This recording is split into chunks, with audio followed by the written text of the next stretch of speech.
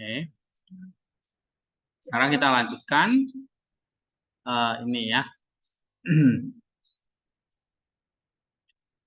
What is the therapy atau what therapy is? Nah, di sini dikatakan terapi of the soul, ya kan? Yang kita terapi adalah jiwa. Artinya kita menjaga nus itu maksudnya. Terapi jiwa dengan cara apa? Menjaga nus. Misalnya kalau kamu ada sakit tertentu nih, gimana kamu menterapi atau menyembuhkannya? Misalnya menjaga makanan, ya kan? Tidak boleh makan sembarangan. Atau berpantang makanan tertentu. Terus harus minum obat. Ya, atau berolahraga. Nah, sama untuk kesehatan jiwa itu juga seperti itu. Kita ada, kalau kalian baca buku Formasi Rohani itu, ada latihannya kan? Latihan jiwani, latihan badani. Nah, latihan jiwani dengan, iya itu exercise ya, olahraga, doa, Jesus prayer, right? Berjaga-jaga. Nah, itu yang kalian baca di buku itu. Oke, so therapy of the soul means therapy and freeing of the nous. Nah, nous itu artinya apa? Hati atau esensi dari jiwa, ya, atau the energy of the soul, energi dari jiwa, atau mata dari jiwa, ya. Nah, kodrat kita atau jiwa kita itu sakit, seperti orang yang dirampok itu kan. Lalu ada orang Samaria yang datang memberikan apa? Minyak dan anggur. Nah, itu obatnya itu adalah yang kita terima dalam perjamuan kudus, yaitu tubuh dan darah Kristus. Oke, yang orang sakit harus minum obat gitu. Makanya kenapa kita perlu memberitakan Kristus? Ya, karena dia adalah sang tabib itu kan, yang akan menyembuhkan orang yang sakit. Nah, sakit apa? Sakit dosa. Ya, karena semua orang sakit, artinya semua orang berdosa. Sehingga semua orang membutuhkan Kristus. Nah, tapi kita sendiri yang harus disembuhkan dulu. So, human nature becomes sick through its fall away from God.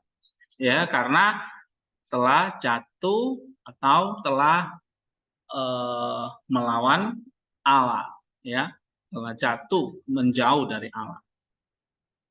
Ini, the sickness is mainly the captivity and fall of the nous. Jadi sakit kita adalah karena nous kita jatuh dan terkukung oleh dosa. Ya, the ancestral sin is that man withdrew from God.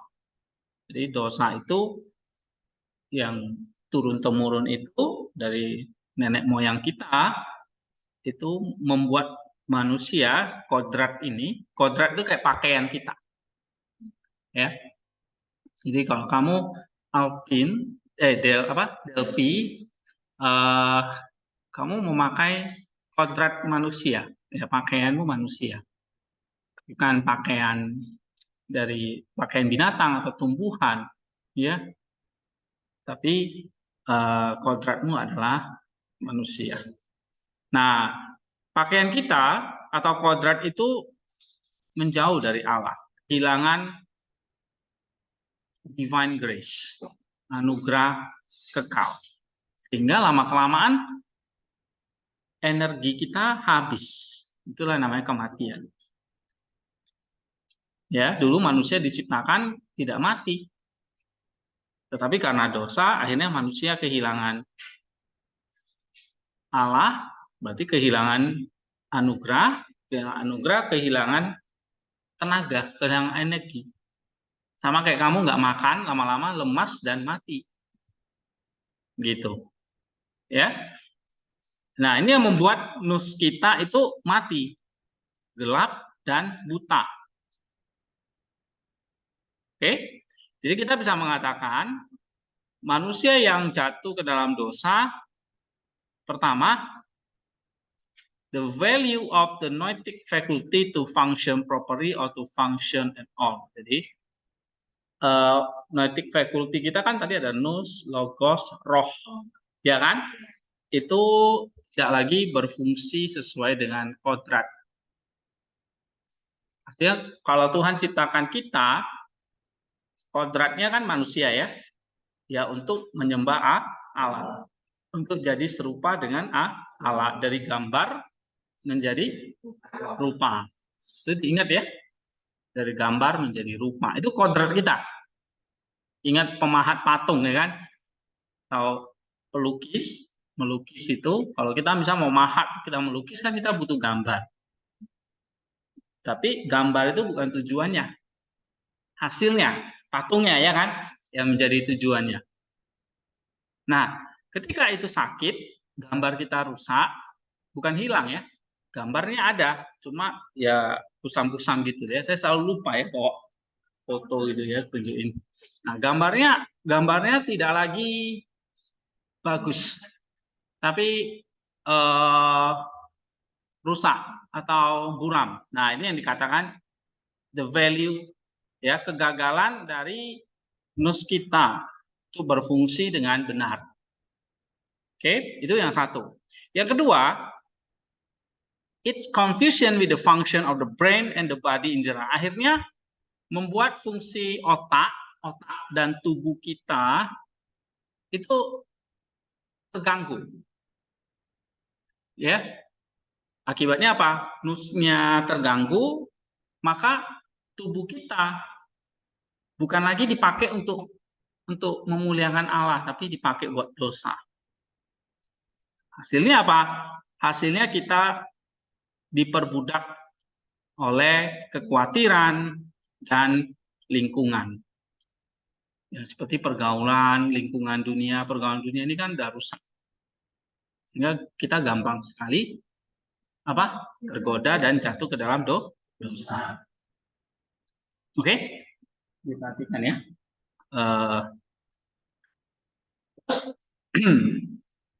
Kita lihat di sini.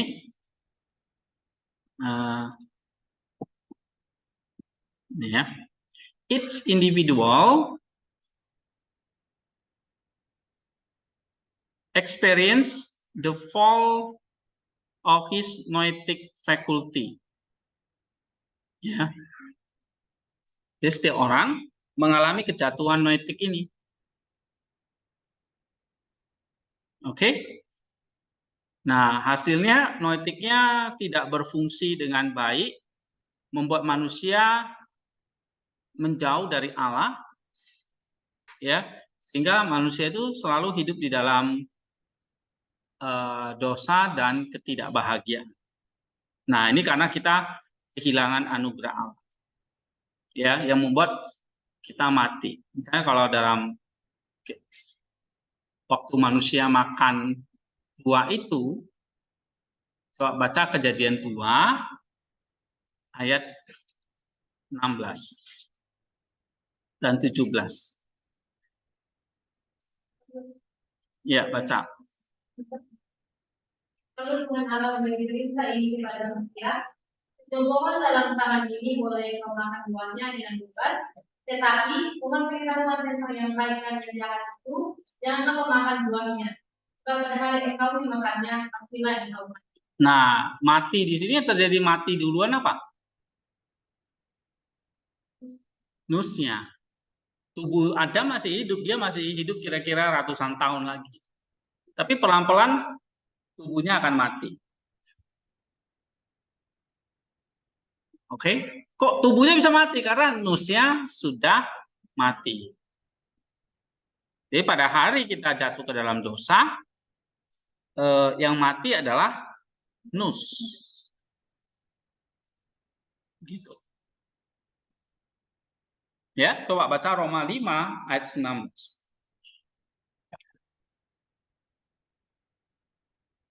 Roma 5 ayat 19.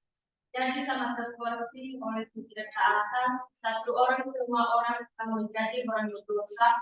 Demikian pula oleh ketaatan satu orang semua orang menjadi orang benar. Iya. Jadi Allah itu menetapkan bahwa satu orang berdosa membuat semua orang jadi berdosa. Karena tadi kodratnya yang rusak. Pakaiannya rusak. Jadi siapapun yang pakai pakaian itu ya tetap rusak. Ya kan? Misalnya pakaiannya robek. Siapapun yang pakai kan robek. Gitu. Ya. Tetapi oleh satu orang juga semua orang nanti akan disembuhkan. Ya, dalam Roma 5 ayat 15. Nah, ini Roma 5 ayat 19 ini kita pahami dalam pengertian bukan secara hukum ya, tetapi secara medis. Ya, ada medis itu artinya ya kodrat manusia itu jadi sakit, ya, sehingga Adam dan Hawa yang jadi nenek moyang kita itu ya karena dia melanggar Kejadian 2, 16 dan 17 itu ya, maka dia jatuh ke dalam dosa, masuk ke dalam corruption. Corruption itu artinya kerusakan. Harusnya dia dicipta tidak rusak. Gambarnya itu nggak rusak, tapi gambarnya bisa jadi rusak. Gitu. Ya. Lalu ada pure pleasure, nafsu-nafsu yang tidak murni lagi. Ya. Dulu Adam diciptakan misalnya waktu dia punya keinginan, punya tindakan itu semuanya baik, tapi sekarang jadi tidak lagi baik. Misalnya kalau kamu lihat keturunannya Habel dibunuh oleh Kain, ya, nah, itu karena sudah masuk dosa di dalam kodratnya Adam sehingga diturunkan ke anak cucunya. Ya, jadi natur itu ada yang kodrat tadi, kodrat kita, kodrat manusia itu menjadi sakit oleh dosa karena ketidaktaatan satu orang yaitu Adam, ya, yang membuat keturunannya menjadi pendosa, ya, menjadi pelanggar seperti Adam, ya. Kemudian dikatakan di sini kodrat kita yang sudah mengalami kejatuhan ada di bawah hukum dosa. Jadi artinya gini, natur atau kodrat manusia di dalam Adam itu menjadi sakit, ya, menjadi bisa rusak, tidak taat, ya, dan ada nafsu yang masuk, hawa nafsu yang tidak murni yang masuk, ya, gitu. Nah, sehingga kematian itu mengancam seluruh umat manusia atau keturunan Adam, ya, sama seperti akar sebuah tanaman. Kalau akarnya itu sudah rusak atau dipotong, maka seluruh pohon itu akan rusak. Benar nggak? Ya. Gitu. Tapi kalau hanya daunnya atau rantingnya ya nggak ada masalah kan. Tapi kalau akarnya itu rusak, maka seluruh pohon itu akan mengering dan rusak. Nah itu di akar kita yaitu kodrat itu rusak oleh si satu orang ini, manusia pertama ini yaitu Adam. Nah, kodratnya rusak, maka siapapun yang menjadi manusia, kodrat manusia itu rusak. Pak, bagaimana dengan Yesus Kristus? Dia kan juga manusia, betul. Dia juga pakai kodrat seperti Adam, kodrat manusia. Tetapi Kristus, maka baca lagi Roma 5 ayat 19 itu. Kristus, ya baca lagi. Jadi sama seperti oleh ketidaktaatan satu orang, semua orang telah menjadi orang dosa. Oke, itu Adam. Terus? Demikian pula oleh ketidaktaatan satu orang menjadi orang benar. Nah, jadi ada satu orang ini yang nanti akan menjadi Adam yang baru atau menggantikan Adam yang lama. Nah, itulah Kristus. Kalau Adam lahir tanpa orang tua kan, dia dibuat dari tanah. Hawa diambil dari Adam. Oke, Adam dicipta dari nggak ada tiba-tiba ada oleh Allah. Ya, Allah berfirman jadilah manusia, manusia jadi dari debu tanah terus dihembuskan nafas Allah. Oke. Nah, Adam yang kedua, karena dia memakai kodrat manusia, maka dia mengambil benih dari manusia. Benih Maria. Itu kodrat Maria, kodrat manusia. Seperti kita. Tapi dia tidak ada, atau dia tidak berasal dari benih laki-laki. Tapi dari benih Roh Kudus. Oke? Nah, sehingga Adam yang kedua tetap diambil benih dari manusia, benih Maria. Tapi dia juga adalah Allah, maka Yesus itu adalah Allah dan manusia. Ya, karena dikandung dari benih ilahi, benih Roh Kudus, dan benih Maria, benih manusia. Oke? Nah, Kristus datang menggantikan Adam tadi, Roma 5 ayat 19 tadi. Gitu, menggantikan Adam yang rusak ini. Nah, makanya kita harus dicangkokkan, dipindahin ke Adam yang baru. Ya, kita dari Adam yang lama, kita semua ini keturunan Adam yang lama, kodrat manusia yang lama. Nah, harus dipindahin ke Adam yang baru. Jadi harus jadi keturunan Adam yang baru. Maka waktu beberapa minggu lalu kita belajar, kita harus lahir baru dari Allah, menjadi anak-anak Allah. Oke. Nah, yang melahirkan ya harus ada benih dari Roh Kudus, itulah anugerahnya, ditambah dengan iman kita. Nah, iman dengan anugerah menjadi satu, menjadi benih ilahi. Sehingga kita dilahirkan baru oleh Allah. Itu kayak seperti tanaman ditangkokkan gitu. Ya. Pernah cangkok tanaman nggak? Pernah kan? Cangkok mangga misalnya. Gimana cara cangkok mangga itu? Kan tetap berasal dari pohon yang lama, tapi nanti ada yang tumbuh pohon yang baru dari pohon yang lama ini kan? Gitu. Kristus mengambil benih dari Adam melewat Maria. Ya? Oke. Nah, ini tadi tentang akar. Jadi kita sudah bersyukur kepada Allah, kita sudah punya Adam yang baru ini. Yaitu Sang Kristus itu. Nah, akarnya dia perbaiki, akar yang sudah baru. Ya. Nah, Palamas mengatakan, Gregory Palamas mengatakan, Nus yang telah memberontak melawan Allah, akhirnya menjadi bestial atau demonik, menjadi jahat. Oke? Dan menginginkan hal-hal yang tidak lagi sesuai dengan kodrat. Kodrat kita harusnya yang jadi segambar dengan serupa dengan Allah, tapi melenceng. Itulah dosa. Dosa itu membuat harusnya lurus, tapi kita jalannya jadi berbelok, melenceng, ya. Nah, membuat kita tidak lagi berjalan menuju rupa Allah, tetapi menjadi kawanan atau perbudakan tahanan si iblis. Jadi dosa itu memang enak, tapi ujungnya kita bersama dengan si iblis. Ya, dan nanti saatnya Tuhan Allah akan datang, Kristus akan datang menghakimi dunia ini, menghakimi setiap perbuatan jahat kita. Nah, oleh sebab itu, maka takut akan Allah itu berarti takut akan penghakiman itu atau penghukuman itu.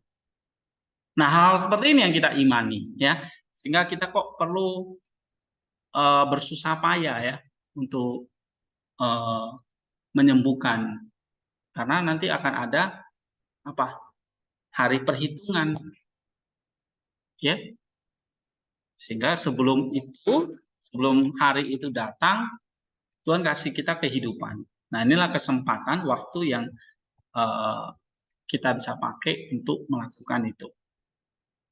Ya. Nah, sehingga kita harus di sini katakan right birth in God. Lahir dari Allah. Lewat apa? Baptisan. Nah, baptisan kamu lahir dari Allah. Itu ibarat seperti kamu dibaptis di dalam air, kamu dicemplung di dalam air, kamu seperti mati. Yang mati apa? Dosa-dosa lamamu. Oke? Dosa-dosa lampau. Dosa-dosa dari sejak kamu lahir. Sejak kamu kandungan sampai kamu dibaptis itu. Sudah dimatiin, artinya dikubur. Atau dosanya diampuni sudah. Dibersihkan, diputihkan. Nah, baru kamu naik lagi, keluar dari air, nah itulah kamu jadi hidup baru.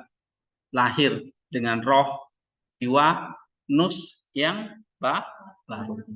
Nah, itu dikerjakan oleh Roh Kudus. Ya, jadi kita lahir dari Allah, satu benih dari Roh Kudus, satu dari iman kita.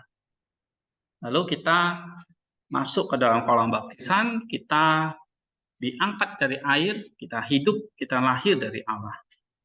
Ya, sehingga nus manusia di sini dikatakan diterangi, illuminated. Jadi kalian belajar juga ya bahasa Inggrisnya, kosakatanya dihafal. Oke, misalnya dia illuminated berarti diterangi.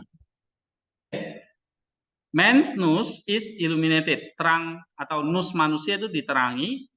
Freed from slavery to sin and the devil. Bebas dari perbudakan dosa dan kejahatan. Ya karena tadi kita kayak lahir baru itu kayak Tuhan memindahkan kamu dari dosa yang gelap ke tempat yang terang. Ya.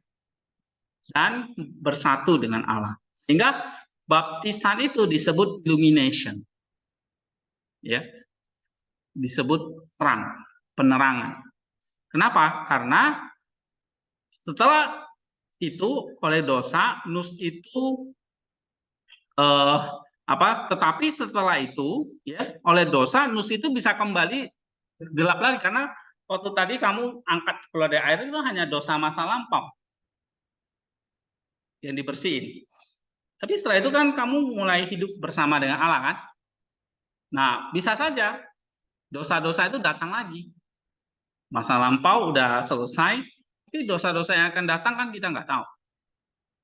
Nah, kamu bisa lagi, nus kamu bisa lagi digoda sama si setan atau iblis atau nafsu-nafsu jahat itu, lalu membuat kita berdosa lagi. Nah, oleh sebab itu lahir baru dibaptis saja nggak cukup. Ya, kamu perlu terus bertumbuh. Lahir baru itu kayak tadi benih ya. Benih itu harus bertumbuh dan berbuah. Atau seperti kamu lahir baru tapi terus kamu perlu digarami. Nah, ibarat kamu kan kayak kita ini seonggok daging. Ya. Daging kalau kamu nggak asinkan dengan garam, lama-lama daging itu akan apa? Busuk. Ya. Bisa busuk. Kenapa? Karena ada bakteri, ada cacing datang gerogoti ya. Lalat lah. Ya. Ada nenong datang makan. Ya. Nah, buka daging. Gitu. Ya, ada cacing datang makan. Akhirnya daging itu busuk. Nah, kalau daging itu busuk, ya, tentu nggak bisa lagi dipersembahkan kan, atau dijual atau dimakan gitu. Nah, sehingga daging itu harus diasinkan oleh garam. Nah, supaya apa? Supaya tidak busuk. Dan daging itu juga kalau mau dimakan berarti harus dimasak, dibakar oleh api. Seperti korban dalam perjanjian lama, korban bakaran itu disembeli, ya, misalnya lembu itu disembeli berarti dimatiin. Nah, kita dimatiin di dalam waktu kita dibaptis, kita mati, ya. Tapi setelah disembelih, korban itu dipotong-potong terus diasinkan oleh garam. Nah, kita juga setelah kita dibaptis, kita harus digarami oleh Roh Kudus. Nah, inilah digarami Roh Kudus itu kamu sedang diterapi. Oke, digarami Roh Kudus itu berarti Roh Kudus itu ngajarin kamu nih cara hidup. Kamu udah percaya kepada Kristus, ya sudah jadi orang Kristen, orang percaya. Kamu mulai belajar tentang siapa Yesus, siapa Roh Kudus. Gimana jadi orang Kristen yang supaya jadi serupa dengan Allah. Nah, misalnya kelas-kelas seperti ini. Ya, ini artinya kamu sedang digarami supaya kamu tidak busuk. Ya, mau kamu jadi daging busuk? Oke, kalau enggak harus digarami. Seperti kamu menggarami ikan, daging, ya kan? Gitu. Nah, tetapi kurban dalam perjanjian lama itu enggak hanya digarami, tapi juga dibakar. Nanti kalian waktu belajar studi PL ya, udah mulai belajar studi PL kan, pengantar PL, korban itu kan dibakar oleh api. Kalau kamu dibaptis oleh air, setelah itu kamu harus dibakar oleh api. Nah, udah pernah nggak kebakar kamu? Kena korek api atau itu sedikit aja udah sakit ya kan? Nah, ini korbannya seutuhnya itu dibakar ini untuk dipersembahkan kepada Tuhan. Nah, kita harus dibakar juga, dibakar oleh api. Gitu. Mau saya bakar? Yo, katanya mau. Ya, gimana? Hah? Dibakar oleh api. Nah, api ini maksudnya apa? Dibakar oleh api itu rasanya gimana? Apa? Sakit. Terus? Panas. Sakit. Ya kan? Pokoknya tidak enak lah. Ya. Nah, kalau berbuat dosa itu enak. Benar nggak? Kalau dibakar, tidak enak. Nah, tapi Tuhan mau kasih kita tadi kan punya kehendak bebas. Pilih nih. Dibakar oleh dosa atau dengan enak dibakar oleh api tapi sembuh. Gimana? Ya, gitu. Oke. Nah, salah satunya setelah kamu dibaptis diperbarui oleh air, tapi kamu juga harus diperbarui oleh api. Api inilah di sini kita berpantang, kita latihan, kita bersusah payah melawan dosa itu. Ya. Nah, kalau kamu baca cerita Saint itu kan ada yang sampai mati martir. Ya kan? Dia tetap tidak menyangkal Kristus, dia disiksa. Kalau kamu baca cerita itu ada yang bertapa, berpuasa, ya, dia sungguh-sungguh melawan dosa itu. Nah, itu seperti api memang. Tidak enak, akan menderita. Gitu. Ya. Ada banyak hal yang akan membuat kita merasa tidak kuat. Tapi ya kita harus mulai itu. Ya, dibakar oleh api, diasinkan oleh garam. Nah, kalau kita nggak mulai ya Tuhan nggak akan memberi kita kekuatan. Gitu. Ya, tapi kalau kita udah berani mencoba, maka anugerahnya itu akan menguatkan kita. Tapi kalau kamu nggak mencoba, ya anugerah itu nggak pernah diberikan kepada kamu. Oke? Nah, sehingga setelah kita dibaptis, kita bisa kembali gelap. Sudah perlu terapi. Ya. Oleh sebab itu, gimana ini? Kita mengatasi dosa yang akan datang. Sekarang dan akan datang. Kalau yang lampau sudah beres. Sekarang dan akan datang ini. Nah, itu kita perlu menjalani kehidupan tadi purification. kehidupan yang suci. Ya, John the Leader menulis bahwa si iblis berjuang juga, bukan hanya jiwamu. Ya, dia berjuang untuk menggelapkan roh kita. Ini kata Yohanes, ya, kata Yohanes, iblis strive to darken our spirit. Oke. Nah, kemudian iblis ini menggelapkan apa? Roh kita, ini mind kita atau nus kita. Jadi dia nggak membunuh nus kamu, dia nggak bisa membunuh kita, atau dia nggak bisa mengambil alih, enggak. Dia hanya bisa menggelapkan atau menyesatkan, gitu ya.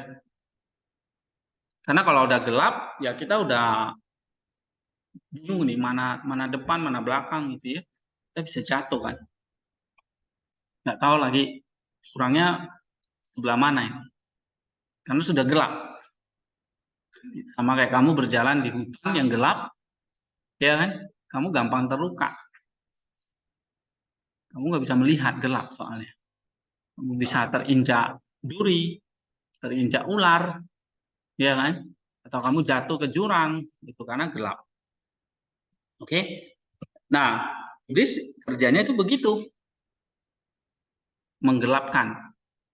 Nah, padahal kita ada mata, nus kita itu mata kita. Nah, mata itu butuh apa? Supaya berjalannya enggak? Iya, butuh terang, butuh cahaya kan? Supaya bisa lihat. Paham nggak maksudnya? Ya.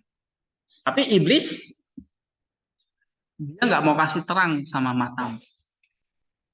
Karena kalau kasih terang matamu, ya tentu kamu tahu, oh ini jalannya ada jurang di sini, kamu jangan lewati itu, tapi lewat sebelah sana, kan gitu.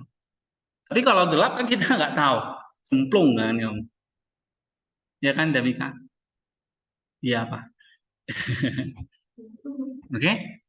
Nah ini kata John the Leader, dia tugas iblis satu, dia nggak macam-macam sih, dia cuma kasih kamu kegelapan, mendorong kamu melakukan hal-hal yang jahat. Oke. Ya. Nah, di sini itulah sebabnya kita perlu menjaga nus kita jangan sampai gelap.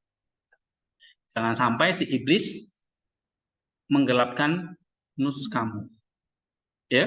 Nah, ini ada tokoh lagi yang bernama Maximus mengajarkan bahwa the world of the body, tubuh kita, ya ini ya, susunan dari tubuh kita terdiri dari banyak hal.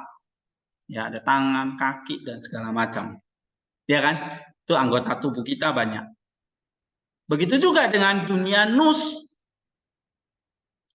Terdiri dari gambaran-gambaran pikiran, conceptual image.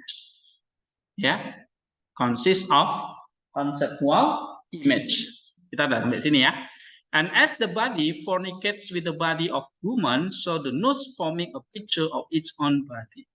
Ya, sama seperti tubuh bisa apa ya, fornicate itu with the body of woman, bisa terpikat gitu ya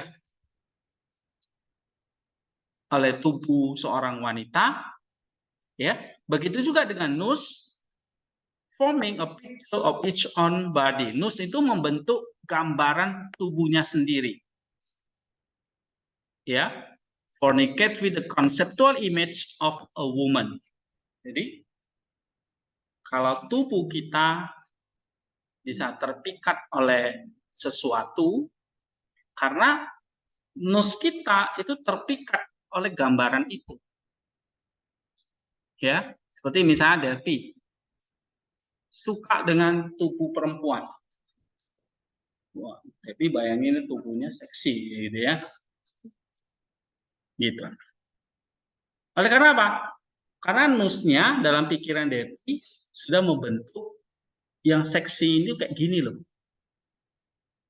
Yang putih misalnya ya, atau yang hitam, atau yang coklat. Ya, nggak tahu deh. Tiap orang ya, tiap orang beda. Conceptual image-nya sudah terbentuk. Ya, kan ada juga yang suka tubuhnya yang gemuk, kan nggak semua orang suka yang kurus. Ya, ada yang seksi itu menurut dia gemuk, ada yang menurutnya dia kurus. Nah, jadi conceptual image-nya macam-macam. Oke, jadi kalau di sini tubuh, saya ini tubuh, suka dengan tubuh perempuan. Ya, gitu. Tubuh. Tapi ini dicetak, diproduksi di dalam apa? Nus. Karena nus itu punya gambaran, image tentang perempuan, tubuh perempuan yang aduhai itu kayak gini. Itu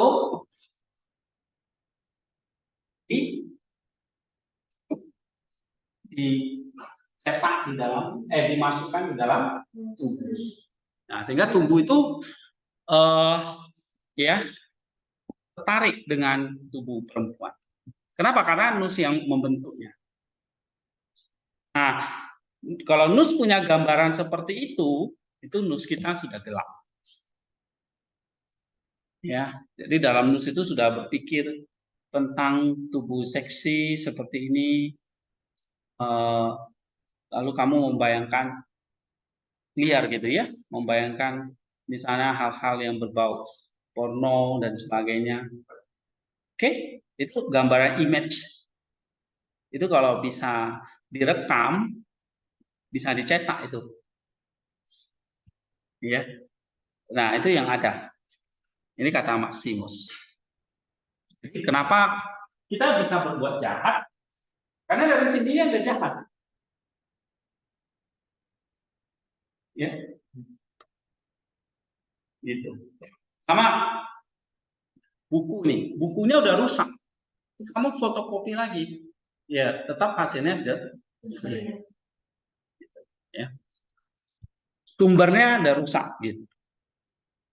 Nah, jadi pentingnya kita lihat di sini bagaimana nus itu perlu kita jaga ya.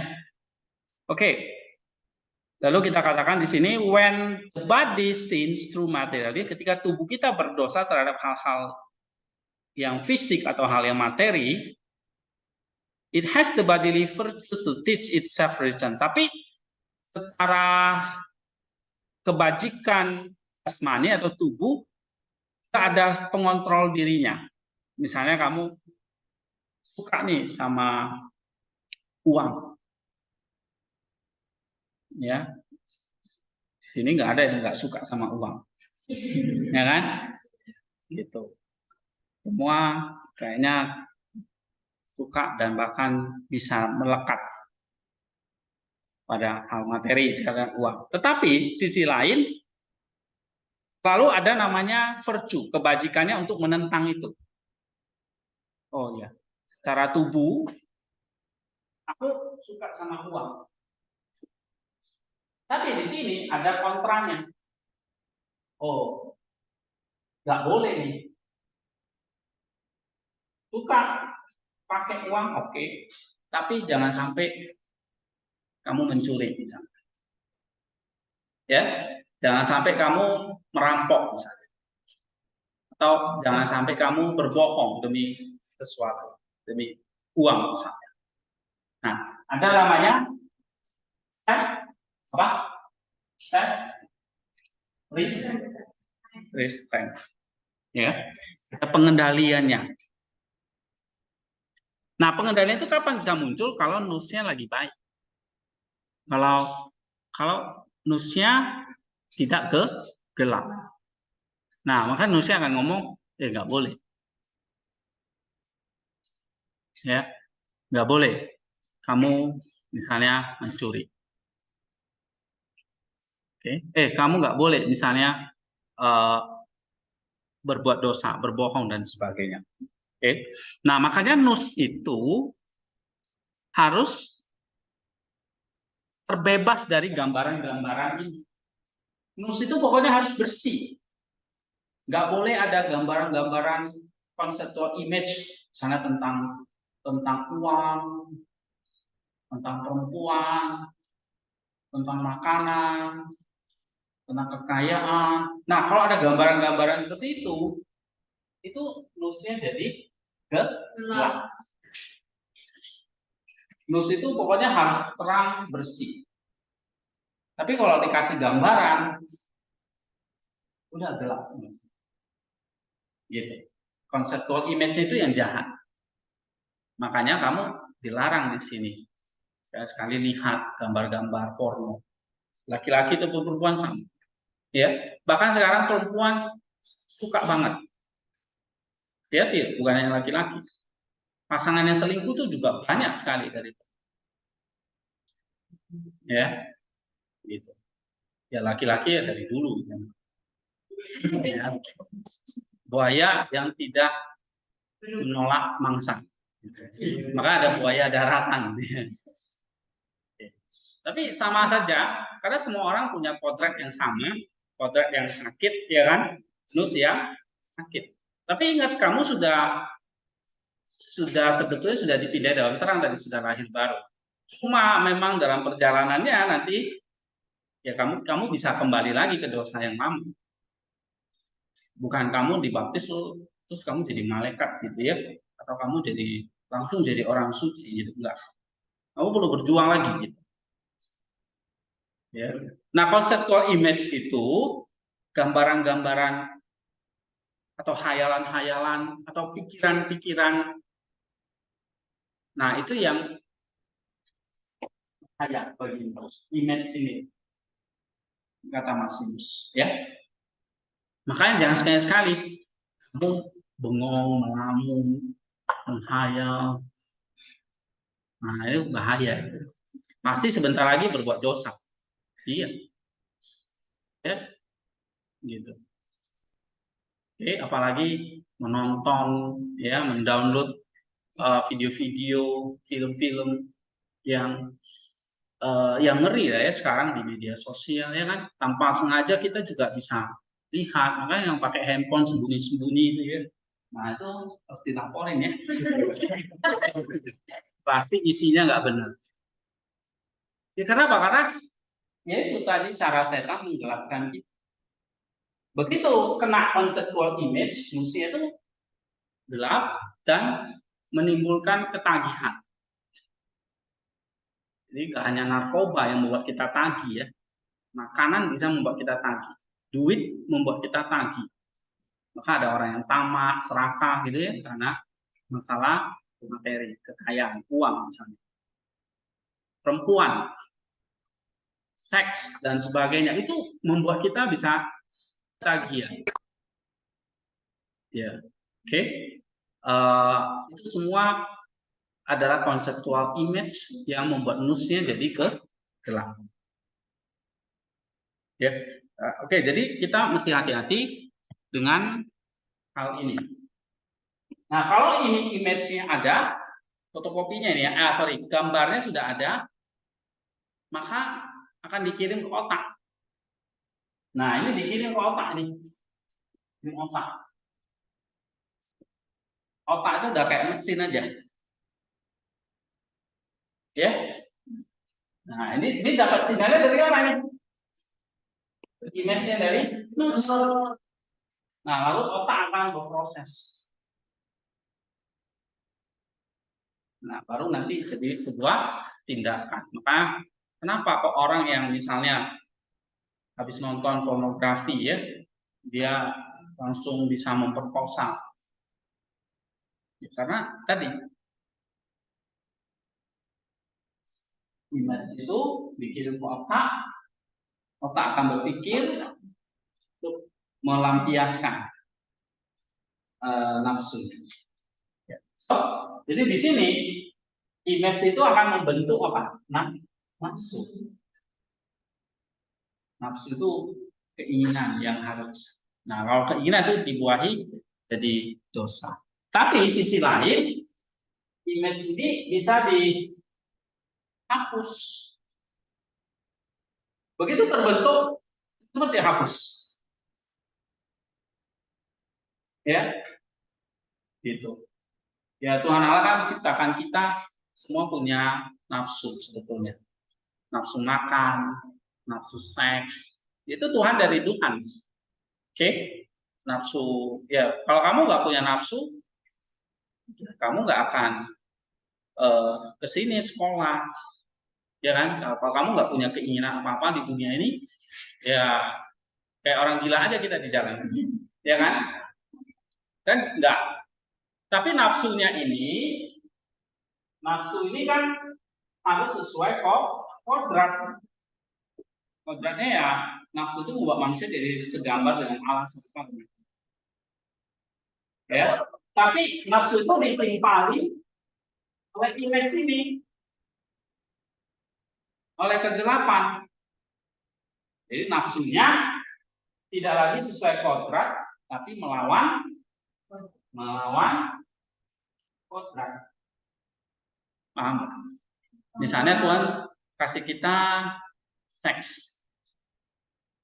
Ya saya ngomongin seks karena ini kalian lagi puber-puber nih, bahaya nih kalau nggak dikasih tahu. Ya, seks paling gampang. Ya, ya karena memang manusia itu makhluk seksual. Seksual itu maksudnya ada laki-laki dan perempuan. Dan itu kebutuhan biologis, kebutuhan tubuh, kebutuhan alat kelamin untuk mencari pasangannya. Laki-laki dan perempuan, bahkan menyimpang sekarang kan, cowok dengan cowok gitu ya kan, cewek dengan cewek. Bahkan ada yang dengan binatang, ada yang dengan hewan, dengan tumbuhan, dengan pohon, ada. Menikah dengan pohon itu ada. Nah, itu penyimpangan ya kan. Gitu. Kodratnya kan harus dengan lawan jenis ya kan, bukan sesama jenis.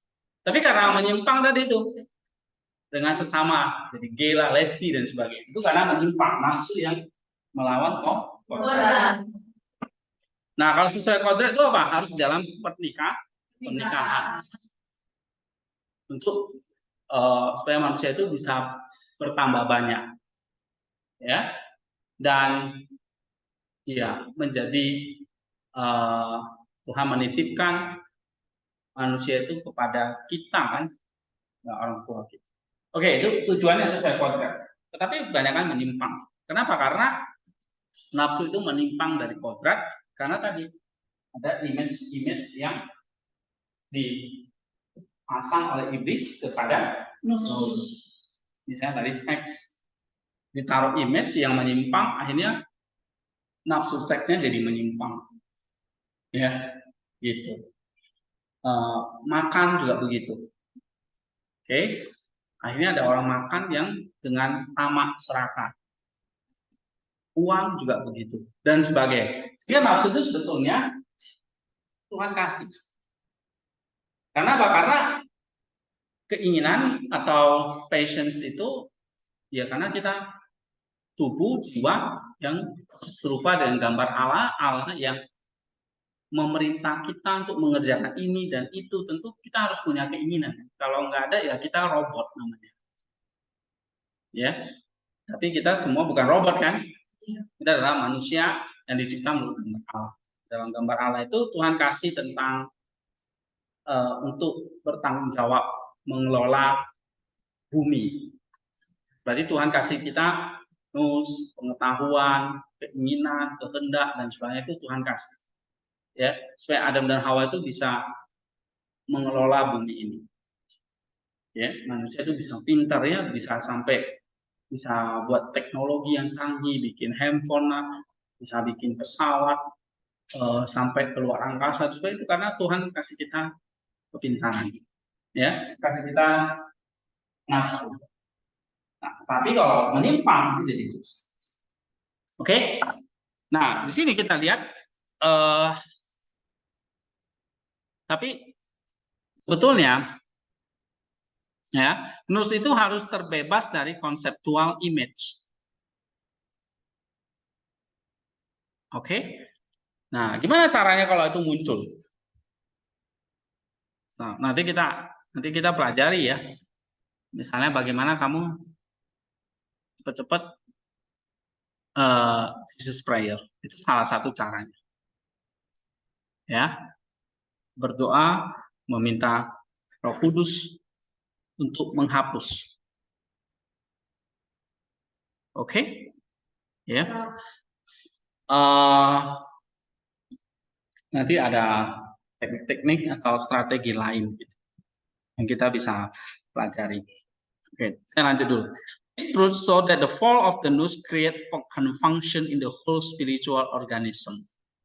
Ya, maka kebenaran itu menunjukkan bahwa nous yang telah jatuh akan membuat kita bingung, confusion, bingung nih manusia ini. Ya, bingung itu berarti kan orang yang confused ya, orang yang bingung, nggak tahu tujuannya mau kemana, kan gitu kan? Kayak orang yang tersesat, bingung. Maju depan salah, mundur salah, ke kiri kanan, ke sana salah, bingung gitu. Nah, kenapa? Ya karena nus kita tadi sudah nggak tahu lagi. Ya, oke, akan membingungkan seluruh spiritual organism. It create anguish and agitation in general, makes on one life the fall in all its tragicalness. Nah, hidup manusia jadi tragis ya. Oke, saling membunuh dan banyak dosa-dosa kejahatan yang terjadi. Ya, seperti kayak wabah gitu ya. Wabah yang tidak ada habis-habisnya. Oke. Nah, Maximus lagi mengatakan bahwa what is impurity of the nous? Jadi apa yang membuat nous itu menjadi cemar, tidak murni, tidak suci dan jatuh? Ada 4 hal yang membuat nous itu jadi cemar. Yang pertama, nous itu diisi oleh pengetahuan yang salah. Ada yang mengajarkan, oh dosa itu nggak apa-apa. Nanti Tuhan ampuni juga kok. Nah, that's the false knowledge. Ya, itu ajaran yang salah. Maka nous itu harus dikasih makanan, dikasih ajaran yang sehat. Nah, maka kamu jangan sembarangan belajar ya atau sembarangan mendengar, belajar informasi yang salah. Ya, ajaran-ajaran yang tidak bertanggung jawab itu. Nous kita bisa jatuh karena salah. Seperti Adam dan Hawa. Dia dapat pengetahuan yang salah dari siapa? Si ular. Ya kan? Gitu. Si ular mengatakan yang sebaliknya justru. Gak apa-apa kamu makan. Allah udah bilang, jangan kamu makan. Ular bilang, nggak apa-apa kamu makan. Benar nggak? Nah, itu false knowledge. Sama kan kamu sering melakukan dosa itu kan gara-gara bisikan teman kan? Nggak apa-apa, nggak apa-apa. Iya, benar. Benar kan? Udah ngaku nih. Gitu. Nggak apa-apa. Nanti kita sama-sama tanggung jawab. Wah, habis itu dia kabur kan? Kamu yang menderita. Iblisnya udah kabur gitu. Ya. Si ularnya udah kabur. Tinggal kamu yang pelongok di situ.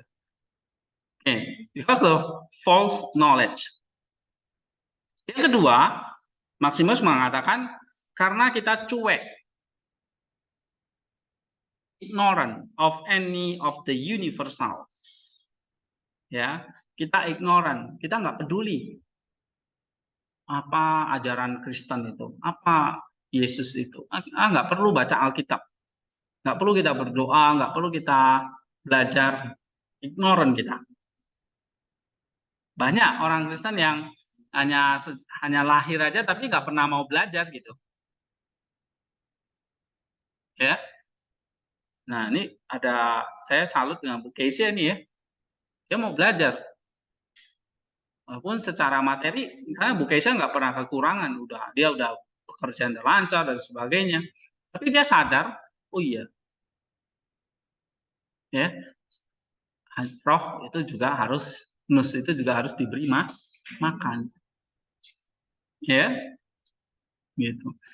Jadi sebenarnya nus itu nggak memandang kamu gemuk atau kurus, kaya atau miskin. Yang penting kamu manusia aja. Nus itu bisa gelap.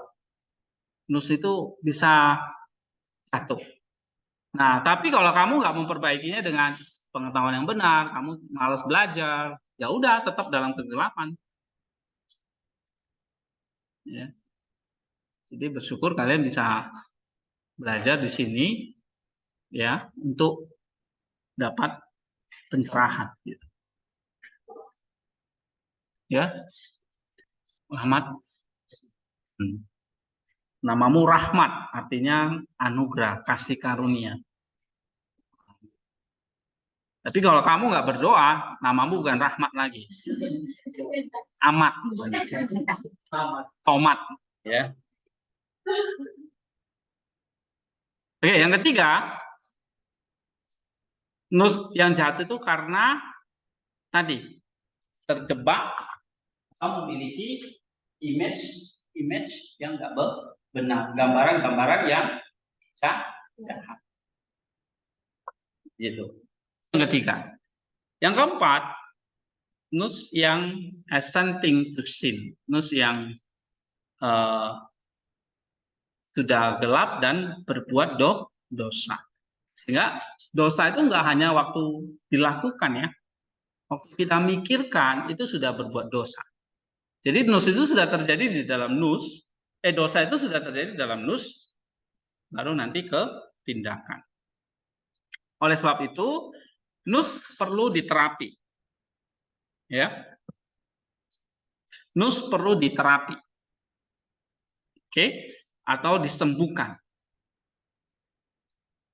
Nah, di sini. Purify, disucikan. Ya. Oke, sampai di sini ada pertanyaan nggak?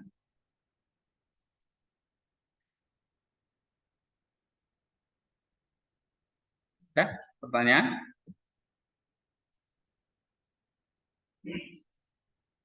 Oke. Sampai di sini. Sampai di sini dulu jam 4. Sebenarnya ada satu yang saya mau kalian baca di sini. Ini tentang gimana kita menjaga nus itu dengan perhatian tadi. Ya, jadi kamu lihat di sini. Nus harus diisi dengan pengajaran yang benar, jangan ignoran, jangan cuek, ya. Lepaskan pikiran-pikiran yang jahat dan stop berbuat dosa. Gitu. Nah, oleh sebab itu ini kan saya sudah share ya di WordPress. Ya, Bu Keisha nanti juga bisa lihat di WordPress saya, nanti saya share. Ini ada homili atau khotbah dari Makarius tentang bagaimana kita punya penuh perhatian atau kehati-hatian sehingga kita bisa menyelesaikan perlombaan di dunia ini. Itu satu. Kemudian yang kedua,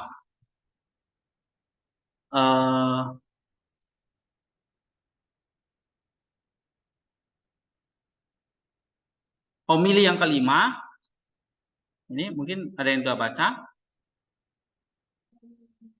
Ini perbedaan antara orang yang sudah lahir baru dengan orang-orang yang belum, orang-orang duniawi. Ya. Nah, bagaimana dengan orang-orang Kristen? Oke. Nah, ini kalian bisa dua homili ini bisa baca ya sebagai praktisnya. Tapi kalau ini memang ini masih konsep, masih teori ya. Tapi kita nggak hanya pakai buku ini, tapi kita juga baca ini. Nah, nanti kita sambung lagi minggu depan sampai halaman berapa ini? 40 ya, kita lanjut lagi. Sudah share belum ya buku ini? Oh, belum ya, lupa. Oke, nanti saya taruh di Google Classroom, jadi semua bisa download ya. Oke, aplikasi praktis buat kita 1 minggu ke depannya adalah tadi. Isi jaga nus kita, kamu dengan rajin kamu belajar di sini.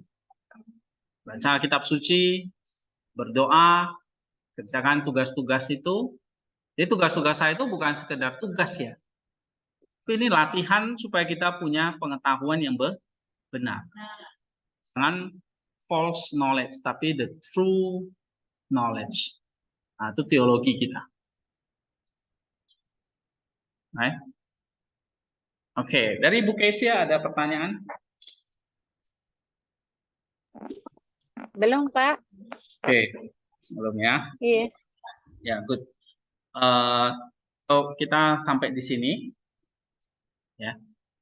Nanti kita sambung lagi minggu depan. Oke, kalau gitu mari kita berdoa ya.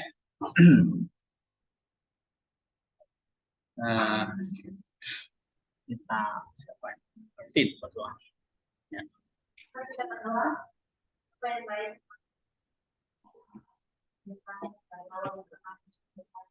Dalam hati Tuhan, tolong engkau Tuhan yang bangsa dan bawah dan Tuhan benar-benar belajar di segala belajar yang diberikan oleh kami sekarang. Kami memohon Tuhan biarlah dalam kehidupan kami dari dijaga kami hati kami kehidupan Tuhan dan perlindungan juga Tuhan. Gimana cara kami bisa menjaga pikiran kami dan pikiran Tuhan dengan terus. Iya. Mengenal dan berdoa membaca Alkitab setiap hari. Yesus mengenalkan Tuhan dan punlah setiap keterbatasan kami dan kita setiap kami. Iya. Amin. Oke. Terima kasih, Pak. Sore, Tuhan berkati. Tuhan berkati. Ya, thank you.